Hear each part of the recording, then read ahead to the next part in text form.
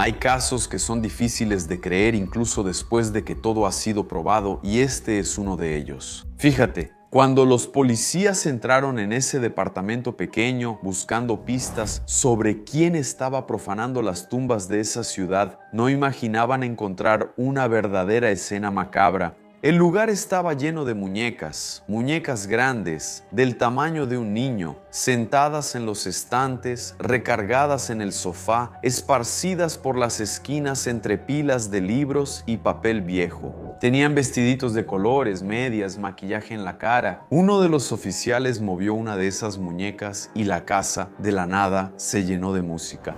Ese departamento guardaba un secreto que más de una docena de familias de esa ciudad iban a cargar por el resto de sus vidas. Y esa escena grotesca y perturbadora, en realidad, era el retrato de lo que había en la mente del hombre que había hecho todo eso.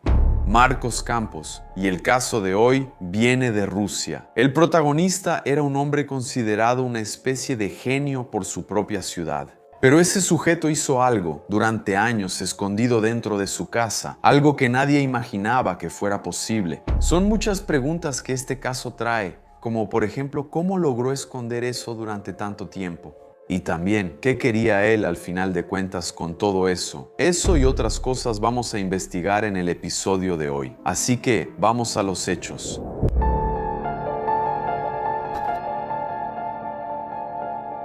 Las muñecas. Vamos a empezar por lo que había dentro de ese departamento, cuando los policías llegaron y terminaron descubriendo eso por casualidad, entre comillas. Esas muñecas no eran muñecas, eran cuerpos. Cuerpos de niñas que habían muerto, habían sido enterradas y después sacadas de sus propias tumbas. 26 en total fue el número que la pericia logró confirmar. Aunque los primeros reportes de la prensa rusa, en el calor del momento, hayan registrado y hablado de 20 y 29, la mayoría de ellas eran niñas con edades entre 3 y 12 años según los reportes rusos más recientes, ¿ok?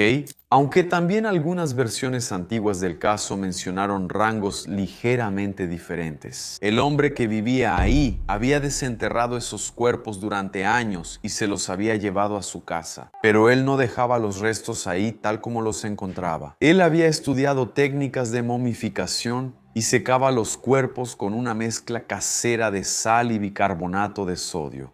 Como la piel y los miembros se encogían y marchitaban a medida que se secaban, él entonces envolvía los brazos y las piernas en tiras de tela y rellenaba el torso con trapos y relleno para darle volumen, para darle forma de cuerpo de niño otra vez. Después venía la parte que le daba la apariencia final. Él cubría algunos rostros con máscara de cera, pintaba esas máscaras con esmalte de uñas para imitar la piel humana. Les ponía pelucas, vestía a las niñas con ropa colorida de niña, medias, botitas. En algunos casos incluso cosía botones en lugar de los ojos. Según lo que él mismo contó después, los botones eran para que ellas pudieran ver caricaturas con él. ¿Y recuerdas la canción que sonó cuando el policía tocó a una de ellas, allá en la ciudad, en la escena que abrió el episodio? Así es, ese hombre metía objetos dentro de la caja torácica de los cuerpos. En casi todos había algo ahí en el pecho y en algunos de ellos una cajita de música. El investigador contó que cuando intentaron mover uno de los cuerpos, la sala se llenó de melodía de la nada. En otros encontraron corazones de juguete, pedazos de jabón y fragmentos de lápida. Hombre, eso, queridos abducidos. Si eso no es guión de una película grotesca de terror, no sé qué es. Ese hombre convivía con eso ahí como si fueran sus hijas. Él platicaba con ellas, les cantaba, veía caricaturas con ellas, incluso les leía historias en voz alta. Él celebraba el cumpleaños de cada una. Ahora la pregunta que probablemente ya está rondando en tu cabeza es, ¿qué tipo de persona es capaz de hacer eso? Y es aquí donde el caso se vuelve aún más difícil de aceptar. La ciudad. El genio. Ahora necesito hablarte un poco sobre quién era la persona detrás de todo esto, que ni siquiera sé cómo nombrar. El hombre detrás de esto no era cualquier delincuente que vivía en las sombras, Tal vez sea todo lo contrario. Su nombre es Anatoly Yurievich Moskvin.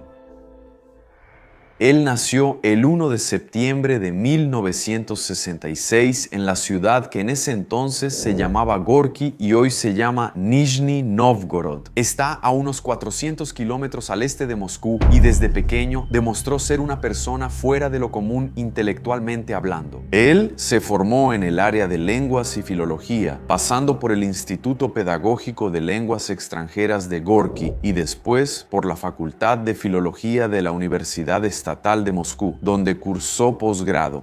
Entonces se convirtió en lingüista, historiador, especialista en cultura y folclore celta. ¿Conoces esa tradición antigua? En la que la frontera, digamos, entre los vivos y los muertos está como borrosa, entonces. Y también llegó a dar clases de estudios celtas en la Universidad de Idiomas, de su propia ciudad. Y el detalle que más impresionaba a todos era que el tipo era políglota.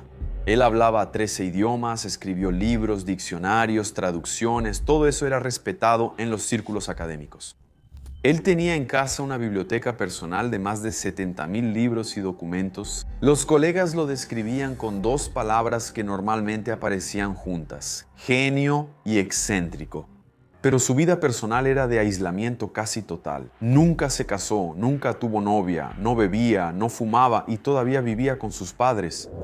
Y él tenía una verdadera obsesión muy específica que convirtió en su propia identidad profesional: cementerios. Él se autodenominaba necropolista, que es algo así como un especialista en cementerios. Él era considerado de lejos la persona que más conocía los cementerios de la región. Para que te des una idea del nivel de esa obsesión, en entrevistas y relatos antiguos, Moskvin decía haber estudiado más de 750 cementerios a lo largo de unos 20 años, allá en Nizhny Novgorod, que es su ciudad, y también en otras regiones de Rusia. Él transformó eso casi en una identidad personal suya. Caminaba largas distancias, dormía en lugares improvisados y decía conocer como pocos los cementerios de la región. Fíjate nada más.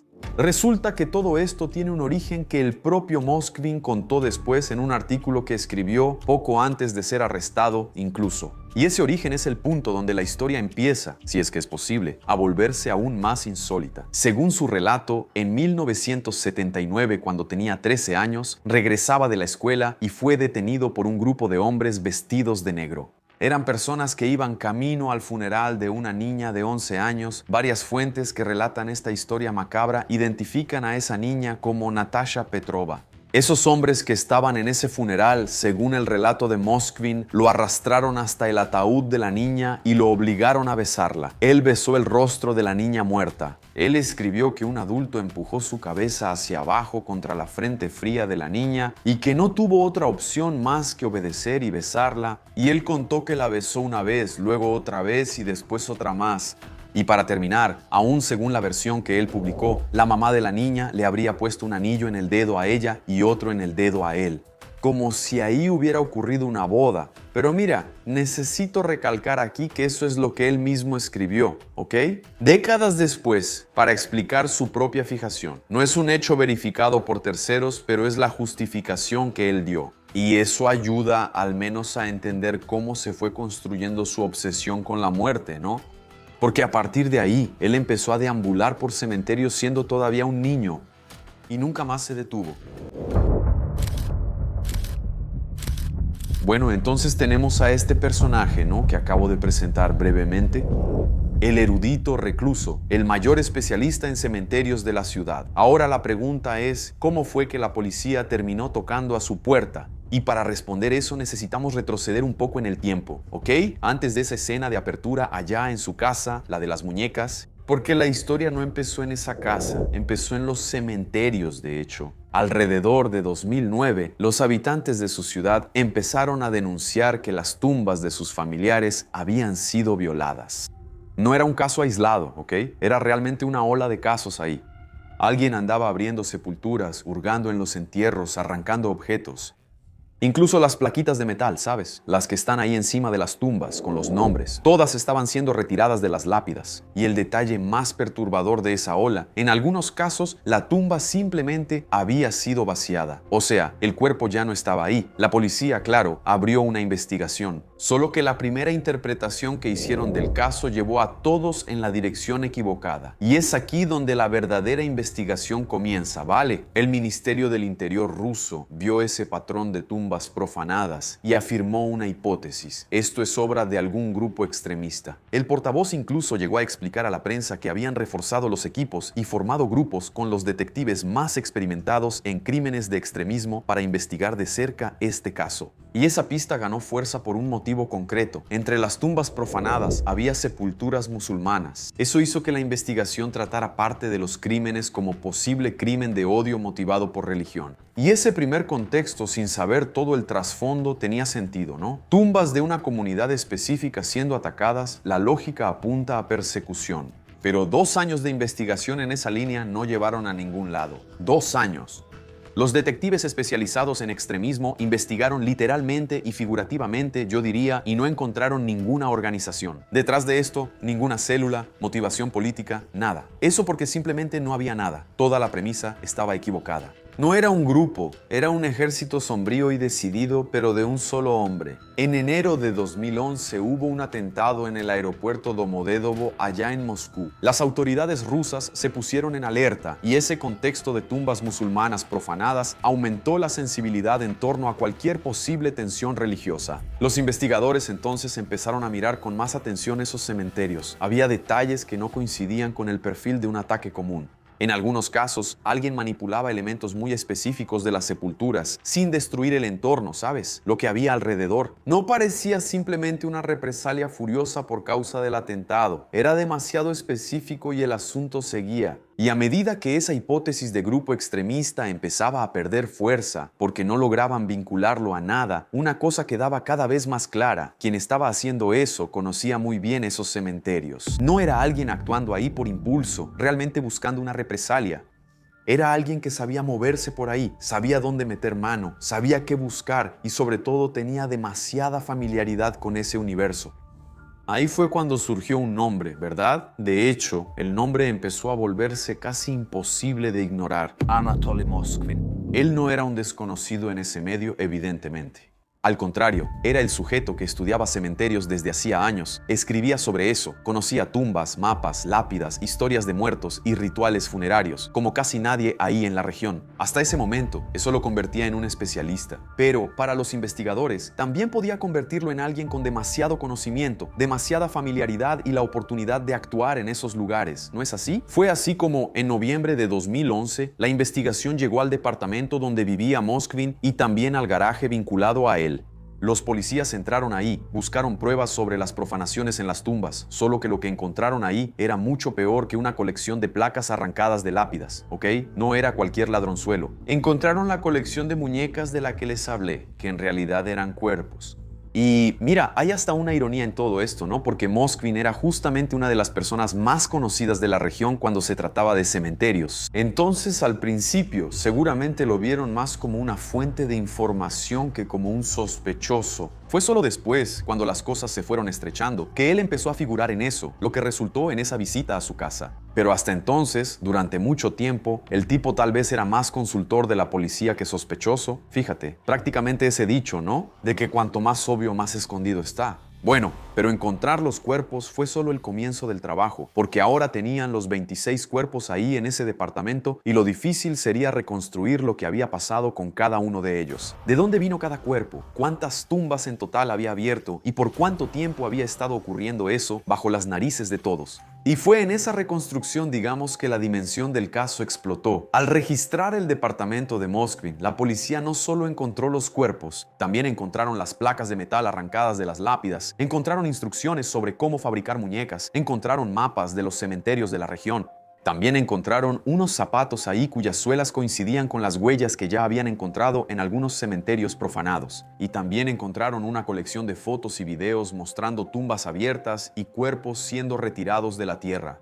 Juntando todo eso, los investigadores estimaron que Moskvin pudo haber profanado alrededor de 150 tumbas. Los 26 cuerpos encontrados en el departamento y en el garaje eran solo los que él había llevado a casa, o sea, transformados en muñecas. El conteo total nunca se cerró por completo, ¿ok? Porque gran parte de ese material no pudo ser vinculado de forma concluyente a un cuerpo específico. La investigación señaló los cementerios allá en su ciudad y también en la región. Incluso llegó a mencionar un cementerio en Moscú y otro en la región de Moscú. O sea, el tipo estaba actuando en un radio bastante amplio y después de ese flagrante podemos decir, Moskvin colaboró con los investigadores, no negó nada, no inventó coartada. Según él, eso ya venía ocurriendo desde hacía años. En algunos relatos, cerca de 10 años, la parte más dura de la investigación vino después, ¿ok? Que fue identificar una por una quiénes eran esas niñas. Una de las víctimas fue reconocida como Olga Shardimova, una niña de 10 años. El jefe del comité de investigación para la región clasificó el caso como excepcional, sin paralelo en la pericia moderna del país, y había un motivo más para todo ese asombro. El hombre no vivía solo, sus padres compartían el departamento con él. Ellos conocían las muñecas, incluso tenían una en su cuarto. Pero según la investigación, ellos nunca pensaron, ¿verdad? Nunca se les pasó por la cabeza que eso eran niños. Y hay más detalles sobre los padres, ¿ok? Según informes de la prensa, ellos no siempre estaban en el departamento, y eso pudo haber ayudado a Moss o Moskvin a mantener esa colección lejos de una sospecha real por tanto tiempo, ¿ok? E incluso hay algunos relatos que dicen que no siempre los llevaba directo a la casa. Él tenía algunos lugares cerca de los cementerios donde almacenaba, hacía una especie de curado ahí, eso de secar, ¿no? Con sal, con bicarbonato, etc. Muy probablemente, ¿no? Supongo que a veces él hacía eso y las llevaba allá como si fueran muñecas de verdad. Amigo, es surrealista, ¿no? ¿Qué quería él? Bueno, ahora en esta investigación resolvimos cómo ocurrió este caso. Pero queda una pregunta. ¿Por qué? ¿Por qué un hombre haría eso? Y la respuesta que el propio Moskvin dio es, de una manera hasta aterradora, coherente con todo lo que vino antes, ¿vale? Él dijo que sentía una enorme lástima por esos niños muertos y que realmente creía que podría traerlos de vuelta a la vida, ya fuera por la ciencia o por la magia. Recordando que él era especialista en cultura celta, o sea, él había aprendido que los antiguos druidas dormían sobre tumbas para comunicarse con los espíritus de los muertos. Él también estudió pueblos de Siberia, en especial a los antiguos yakutos, y descubrió que ellos tenían prácticas parecidas. Entonces él creó su propio método basado en todo eso. Él buscaba obituarios de niños que acababan de morir y cuando el obituario le hablaba, según él, entonces iba hasta la tumba de ese niño y dormía ahí encima, para sentir si el espíritu quería o no regresar. Él alegaba que, al principio, jamás habría una tumba sin el permiso del niño que estaba ahí dentro. Con el tiempo, dormir en el suelo, en el frío del cementerio, se fue volviendo físicamente complicado para él. Fue entonces cuando empezó a llevarse los cuerpos a casa. Según su lógica, ellos estarían más cómodos, más calientitos, y los espíritus estarían más dispuestos a conversar dentro de un hogar acogedor que bajo tierra. Las muñecas entonces, en su cabeza, evidentemente, eran cuerpos funcionales esperando el día en que finalmente descubriera cómo devolverles la vida. Y hay una capa más ahí, ¿ok? Moskvin quería ser padre. Él quería especialmente una hija. Incluso intentó adoptar a una niña, pero las autoridades rechazaron la solicitud por insuficiencia de ingresos. Y aquí hasta parece una contradicción, ¿no? Porque a pesar de todo el prestigio académico de Moskvin, ganaba poco. Él era periodista freelance, hacía trabajos por encargo, daba clases en una universidad pública, pero todo estaba mal pagado en el contexto de Rusia en esa época. Él vivía con sus padres ancianos porque dependía de ellos económicamente. Para la agencia de adopción, entonces, el prestigio académico no era suficiente. Y todavía había otro factor complicado. Sus propios padres estaban en contra de esa adopción. ¿Por qué? Es una pregunta que se me quedó en la cabeza. Bueno, y aquí también hay que tener cuidado porque, como se pueden imaginar, amigos, la prensa etiquetó el caso de muchas maneras. Un psiquiatra externo, según lo que se decía en esa época, especuló que su situación podría involucrar necrofilia, pero el propio Moskvin lo negó. Y el diagnóstico oficial que fue reconocido por la justicia fue otro, ¿ok? Esquizofrenia paranoide. Aún sobre eso, cuando los investigadores le preguntaron directamente si había algún componente sexual en todo esto, él lo negó, ¿ok?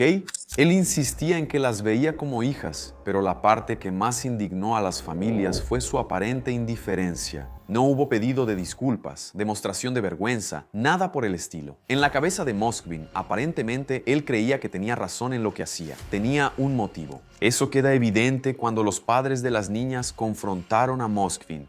Y él no retrocedió. Además de no retroceder, mejor dicho, él volteó la situación contra los padres de las chicas. Él dijo, en esencia, que fueron ellos quienes abandonaron a sus propias hijas en el frío y que fue él quien las llevó a casa y las calentó. En su cabeza, él no había cometido ningún crimen. Él había hecho un rescate y no se detuvo ahí. Él advirtió a las autoridades que no enterraran a las niñas de nuevo, amenazando que el día que él fuera liberado, las desenterraría otra vez. Pues sí, amigos, muy fuerte, ¿verdad? Pero entonces, ante todo este descubrimiento mórbido, insólito, macabro, ¿qué pasó con ese sujeto? Es que el caso deja de ser solo una historia de horror del pasado y se convierte en una cuestión que sigue abierta hasta hoy, ¿ok? Moskvin fue acusado bajo el artículo 244 del Código Penal ruso, que trata sobre la profanación de tumbas y de cuerpos. Incluso en las formas más graves, era un delito cuya pena máxima quedaba muy por debajo del horror que sentían las familias ante todo esto. Hubo también una acusación inicial que estuvo relacionada con la profanación de tumbas musulmanas, tratada ahí como un crimen de odio o extremismo. Pero, con el avance de la investigación, esa hipótesis dejó de explicar el corazón del caso. Lo que los policías encontraron no apuntaba a una célula organizada, una motivación política clara, sino a la obsesión individual de Moskvin, como vimos. Solo que el juicio común nunca ocurrió. Después de su evaluación psiquiátrica que indicó esquizofrenia paranoide, el 25 de mayo de 2012, el tribunal declaró a Moskvin incapaz de ser juzgado. En lugar de prisión, fue sentenciado a medidas médicas obligatorias y fue internado en una clínica psiquiátrica. La fiscalía quedó satisfecha con la decisión y ni siquiera apeló. Y desde entonces es una historia que se repite, ¿ok? Porque su internamiento tiene que ser revisado de vez en cuando. Y en cada revisión, el tratamiento se va prorrogando. En 2013, 2014, 2015, el portavoz resumió la posición de la época diciendo que después de años monitoreando a Moskvin, estaba claro que él no tenía condiciones de ir a juicio y que continuaría internado. En septiembre de 2018, los médicos del hospital declararon que él ya no era peligroso y pidieron a la justicia que lo liberaran para tratamiento en casa en régimen ambulatorio. La reacción fue de horror, principalmente entre los familiares de las víctimas. Y en febrero de 2019, una nueva evaluación concluyó que era demasiado pronto para liberar a Moskvin. El propio hospital terminó retirando la solicitud. En 2025 volvieron a circular informaciones sobre un posible cambio en su régimen de tratamiento. Se llegó a hablar de la posibilidad de que él dejara el hospital psiquiátrico y quedara bajo el cuidado de su familia. Pero la justicia informó que no había recibido materiales médicos que autorizaran esa liberación. Después de eso, en diciembre de 2025, el tribunal de su ciudad, ¿verdad?, Nizhny Novgorod, prorrogó por 6 meses más su tratamiento obligatorio. O sea, hasta la información más reciente, Moskvin sigue internado con la situación prevista para una nueva revisión ahora, a mediados de junio de 2026. Para las familias, esa posibilidad de liberación sigue siendo aterradora. Ellos recuerdan que él nunca mostró un arrepentimiento real y que llegó a decir que, si lo liberaban, iba a desenterrar a las chicas de nuevo.